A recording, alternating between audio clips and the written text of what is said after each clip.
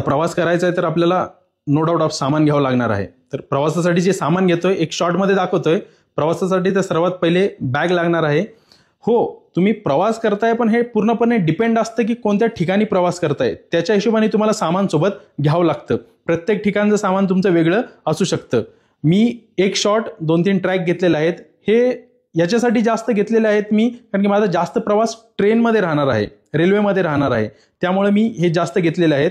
थोडे T shirts घेतलेले आहेत, एक जीन्स घेतलेले आहे. फक्त 1-2 दिवसच दर्शनासाठी भेटणार आहेत, त्या हिशोबानेच आपली एक जीन्स त्याच्यावरती 2 टी शर्ट आलटून पालटून यूज करायचे. रेली spray, nail cutter, tongue cleaner, toothpaste, brush, पॅन्डी, झिरोडॉल SP, एक अँटीसेप्टिक क्रीम सोबत असावी म्हणून, नॅपकिन, थोडे रुमाल, मास्क, बेल्ट. ही बॅग खूप इंटरेस्टेड आहे. समजा जर तुम्ही हॉटेलवरती तुमची मोठी बॅग ठेवताय तर मग ह्या छोट्या बॅगमध्ये तुम्ही तुमच्या छोट्या छोट्या ॲक्सेसरीज कॅरी करू शकता.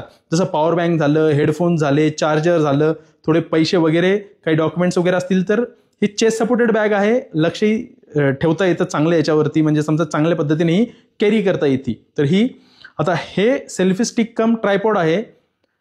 हे एक ऑप्शनलमध्ये एक्स्ट्रा ठेवलेलं आहे. यूट्यूब, शॉर्ट्स आणि रील्स या सर्वांसाठी कंटेंट बनवायचा प्रयत्न करतोय. तर त्याच्यासाठी वायरलेस माईक, हेडफोन, हे माझं पॉवर बँक.